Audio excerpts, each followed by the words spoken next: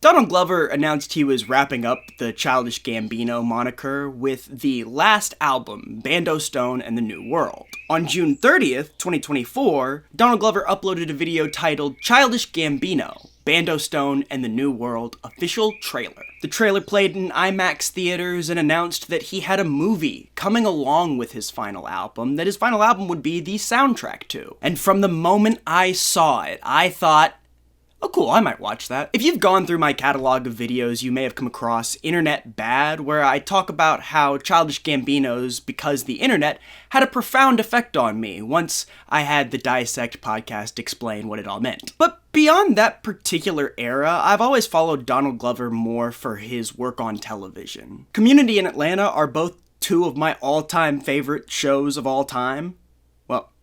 Yeah, and I loved 30 Rock, and I loved all of the first season of Mr. and Mrs. Smith, but Guava Island wasn't really my kind of movie, and both versions of Atta Vista, the last album that Childish Gambino released before Bando Stone, weren't really my cup of tea. All that to say, I wasn't really counting down the days until the new movie and accompanying album dropped. Then, Bando Stone and the New World dropped, and I listened to it every morning for 6 months. Finally, it occurred to me that I had not yet seen the movie that was supposed to come with the album, and I went to find out what was going on. When was the movie coming out? The kind internet people told me that I was dumb, and that mine was the wrong question. The real question was the Bando Stone movie even real?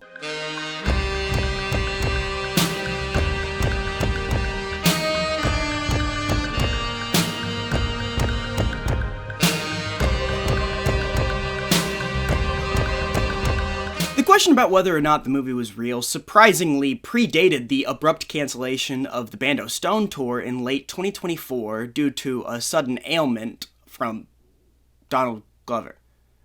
I don't know why I said that like he announced that he had a new sickness coming. He just had to go to the hospital, and then he had to cancel his tour. But when Zane Lowe interviewed Glover all the way back when the album was dropping, he already felt the need to ask him whether or not the movie was real. But we'll get back to that. If you're not a huge fan of Childish Gambino, you might be wondering why everybody is questioning whether or not this movie is real when the trailer comes out, but it's not an out-of-nowhere question. In fact, at the beginning of 2024, a trailer for a new movie starring Donald Glover called American Dream, the 21 Savage story dropped. 'Twas a fake movie. The trailer was made to promote a new 21 Savage album, but keep in mind that it was only out for about 20 days before 21 Savage cleared up that it was a fake. People were also skeptical because for his album Because the Internet, Donald Glover put together a script and a bunch of stray clips and all this stuff that when put together was supposed to kind of represent a movie, but he never was going to make a Because the Internet movie. Still, it was two different cases that showed that Glover did have an interest in fake movies and what they meant to albums. So people had a magnifying glass on Bando Stone and the New World right from the beginning. Even as somebody who didn't buy into the theory at all at first, I wasn't going to be the one who said that Donald Glover would never try to trick or confuse his audience. Especially since it took me until the fake Goofy movie documentary that he made for Atlanta was over before I realized it was a fake documentary. And Atlanta does fake stuff, all the, like, fake commercials, fake history, all that stuff. Like, it's not out of nowhere on the show. And for some reason, I just watched that episode, and at the end, I was like, oh, none of that happened. So I can get tricked just by somebody trying something, which made me wait with everyone else slightly prepared to be told that we were all being fooled, which may have been his greatest trick of all, that son of a bitch. Because as months passed with the supposed soundtrack to the movie and yet no movie, we never heard one word about the movie. To be fair though, we did have the album. My dad and I were big Letterkenny fans, so if he hears me say "to be fair," he has to repeat it in a very proper voice. To be fair. To be fair. Oh, to be fair. Bando Stone in the New World, the soundtrack, dropped July 19th, 2024. Like I said, as well as it supposedly being the soundtrack for the movie, it was also marketed as the last Childish Gambino album. It serves the latter purpose very well. All the songs felt like they called to different points in Childish Gambino's career. I'm not good enough with, identifying music to be able to tell you which songs sounded like they were from which eras, but I did notice it. Bando Stone stuck out because I didn't really have an opinion of it as a whole. Gambino usually went for very distinct sounds for each album, so I could usually tell by a first listen whether or not I was kind of vibing with the sound. Could have just said I liked whether or not I liked the sound. Bando Stone felt different because the songs popped out to me from one another. During some listens, I was more into the songs that sounded like alt-rock. During others, I was really into the rap. And during others, I was really into the high-pitched singing.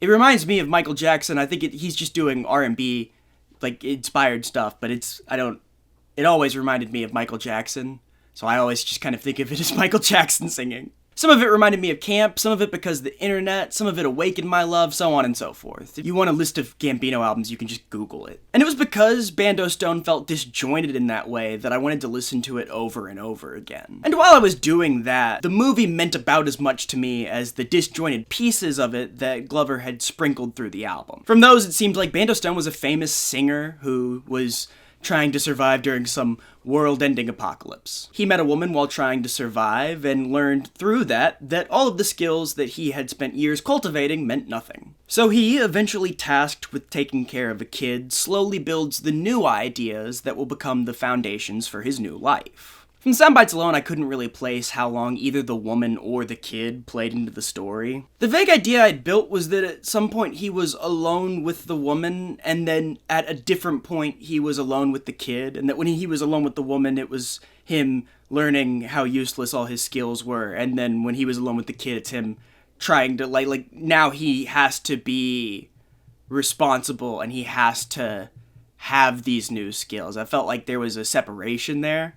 But the trailer featured all three characters together, so I'm not sure I was on the right track. But all of that was just a vague assumption about the movie so that I could try and figure out how it fit into the album. Bando Stone wasn't a soundtrack in the sense that Gambino explicitly rapped what was going to go on in the film. I don't know if there is a soundtrack like that. The songs are all about Childish Gambino, at least partly. The front half reminded me a lot of Because of the Internet in that it felt a lot like a bunch of existential crises wrapped up in bragging. But the second half seemed to see Gambino shedding all of that in favor of a better mindset moving forward.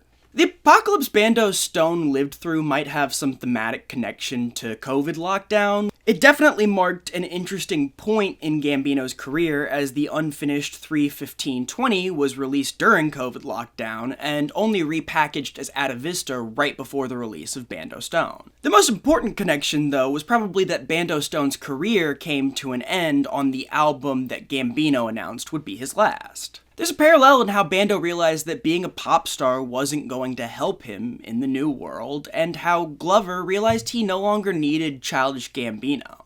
So if the movie does exist, the album was a soundtrack like the Black Panther soundtrack. But in this case, it was doubling as a complete package and a satisfying send-off to a character that has always blurred the lines between fiction and reality.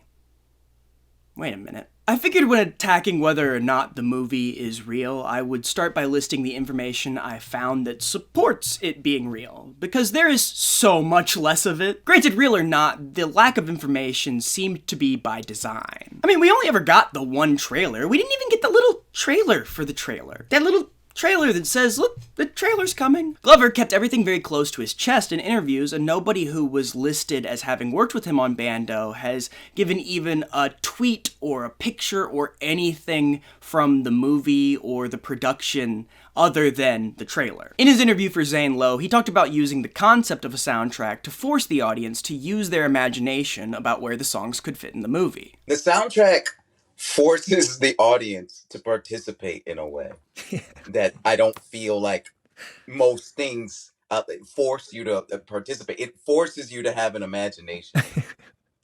because if you put out the soundtrack first, then I already see people being like, this is very cinematic. This must be the part this feels like a credit sequence. All of that stuff allows you to have to participate, which a lot of stuff doesn't ask you to do, which is why I think a lot of stuff feels flat. Yeah. It's sort of the thing that a teacher would tell you when you haven't done all the work you're supposed to yet, but you're asking for the answer anyways. But it clearly meant that what we got regarding the movie was what we were going to get, and that the blanks were left there purposefully. You had to participate on some level and have like some sort of thought process on it. You can't just be like, oh, this is mid, or like this is bad, or like, Yeah. Flop. It has to be, why do you feel like these characters are angry? It also made sense that the movie would be a while after the album if Glover was really relying on that idea of the time frame between the release of the soundtrack and the release of the movie. If you wait to release the movie, you give audiences who want to experience the album that way a chance to do so. It's the same Zane Lowe interview I mentioned earlier, where Lowe asks Glover about whether or not the movie's real, and Glover said yes. Wait, is this a movie, man? Because I thought it was a movie, and then someone was like, no, it's more aligned to the soundtrack, and it's not a full-scale theatrical release, but it is going in before The Quiet Place, and so what's the vibe? And so can you just clear that up? Like, what are we dealing with here? No, it's a movie. I've been wanting to make this movie for years. He also added a few clues as to its inception. He had wanted to make the movie since his days on Community, and found it to be a good rap to Childish Gambino as a character. I've had this in my head since probably Community days. Wow. And I just didn't have the time. And now I have the time. That's part of the reason. I had to finish this to make sure that this happens. So it is a movie. When it comes out, is the hard part, just making sure, because also that structure of making big movies is changing too. Although I'll admit that explanation did make me think of Because the Internet, which is also being created around the time he's on Community, where he is making, he's really obsessed with a concept for a movie where there's no movie.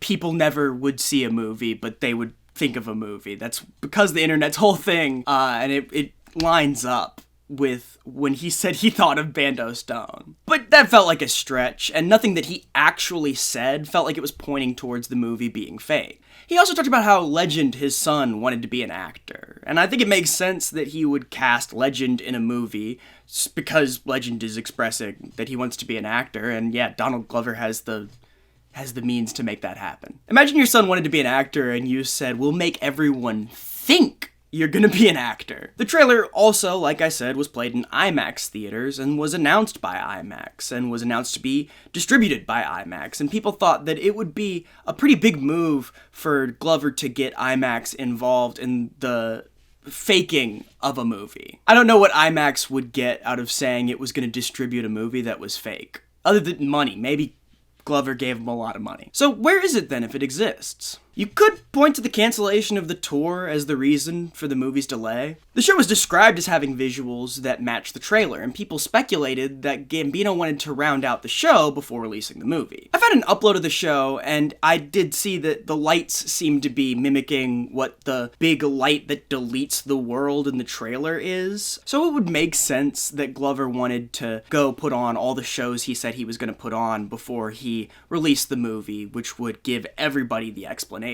Also, you guys remember that episode of Family Guy where Peter and Lois steal The Passion of the Christ 2 from Mel Gibson so that they can save the world from the horrors of The Passion of the Christ 2?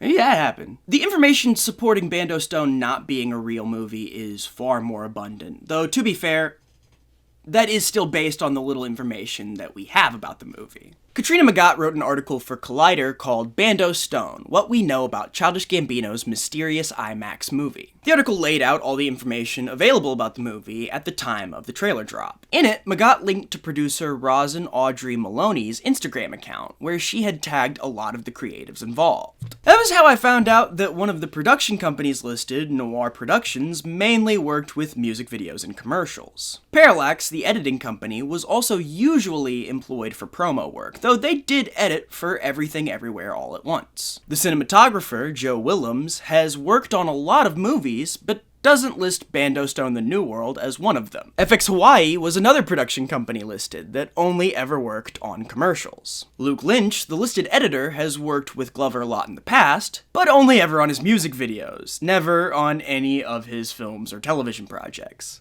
The project was described by Glover as being done mostly in-house, so it's not like I was looking for any big production companies or sources of money. It's also not like there are no people listed who have any film credit. The colorist and composer both worked with Glover on Mr. and Mrs. Smith. But a lot of the assembled crew either have more experience with short-form videos or are hard to find anything about, as was the case with the writer, Evie Wilder. You could argue that maybe since the film tied so heavily to the music, that Glover wanted to work with more people who were familiar with Childish Gambino and that side of his work. Although that didn't seem to be the case when he made Guava Island, which also heavily incorporated music into the film. He also never really said much about the film in either his interview with Zane Lowe or his Hot Ones episode, unless he was specifically prompted. Let the people know what you have going on in your life. I have an album coming out tomorrow when this comes out. It'll probably be out like by the time you're watching this. Please go see that. Go see the show. Come see the live show. That'll be really fun. I'm really excited about all of this. But also, I think I would take this time to say, Shane Gillis, I beat you, fair and square. He focused on promoting the album and how the lack of the film played into the listening experience. The other big thing was how little of the film we actually knew existed. That trailer was the first and only images from the trailer were featured in the vinyl release of the album. All the dialogue featured on the album is also featured in the trailer, although none of it matches perfectly. Like, the lines as they're said on the album are not said the same way in the trailer. Hey, whoa. Can you Stop, fish? stop. No. Do you know how to fish? No, I can't. Can you start a fire? Can you shoot? Can you hunt? Can you hunt?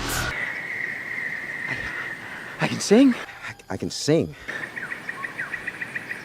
You're useless. Wait, okay.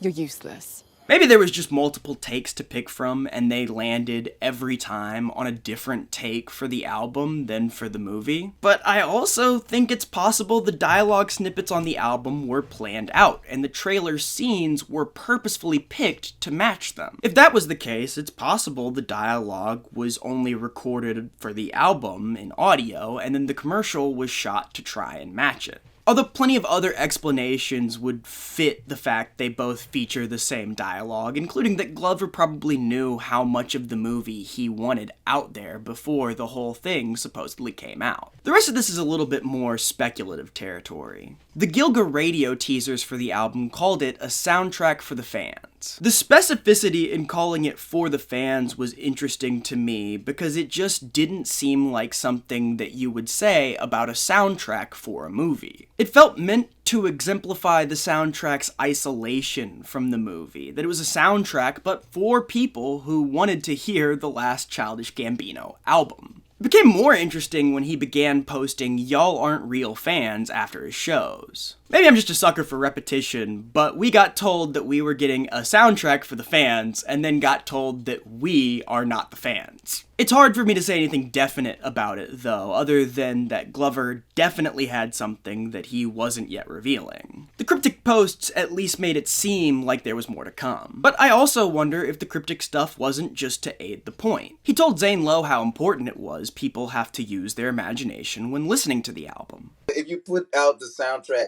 first, then I already see people being like, this is very cinematic. This must be the part this feels like a credit sequence. All of that stuff allows you to have to participate. The information he was obscuring seemed to be in service of getting us to use our imagination. From that end goal, it seems plausible to me that the point was not only that there wasn't a Bando Stone movie, but that we were never supposed to figure out whether or not there was. If Glover ever said for certain, yeah, I made that movie up, that would mean that we knew for certain that the pieces that were left for us on the album meant nothing. The album works best when we keep wondering where everything is supposed to go, and a good way for Glover to make sure we kept doing that was to keep it in that nebulous zone between the first trailer and the release. And with the sudden cancellation of the tour and the quiet disappearance of the movie, that's kind of what we're left on indefinitely. So, was Bando Stone and the New World a real movie?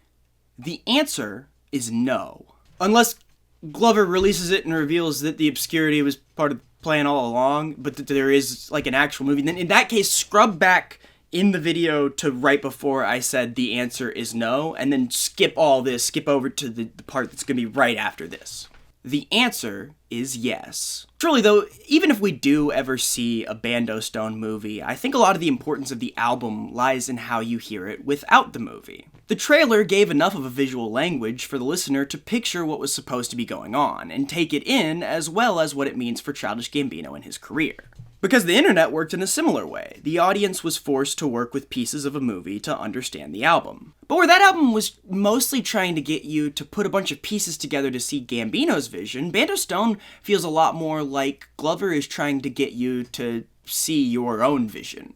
Bando Stone: The New World got a kind of meh reaction out of people on release. We were still mid Kendrick Drake SmackDown vs. Raw, and that sort of grounded a lot of elements of the album to the time period. People saw subliminal disses towards Drake on the album, and my theory is that people heard that and wished he had gone harder if he was going to go at all. Drake was taking shots at Gambino before Kendrick v. Drake: Dawn of Justice. I think that it's likely the disses weren't meant to capitalize on the time period. But the album sort of got drowned out amongst the bigger things happening in hip-hop. If you gave the album a shot, just trying to hear a rap album or something more akin to what was being released at the time, I'd recommend giving it another listen and trying to imagine it as the soundtrack to a movie that's real. We're gonna get it, it's real. But the pieces of the album work together when they're thought of that way, and I think it works well as its own thing. So perhaps the real movie was the album he made along the way. Oh wait. What the? I'm not allowed to end the video on a recording. Says who? Okay, I can't. This is, okay, you guys, I don't want to be doing a video anymore. I'm just gonna do lines until it stops. I guess that's the way Bando Stone crumbles. Okay, but hey, what do I know? It's a whole new world. And Bando Stone. I hate myself.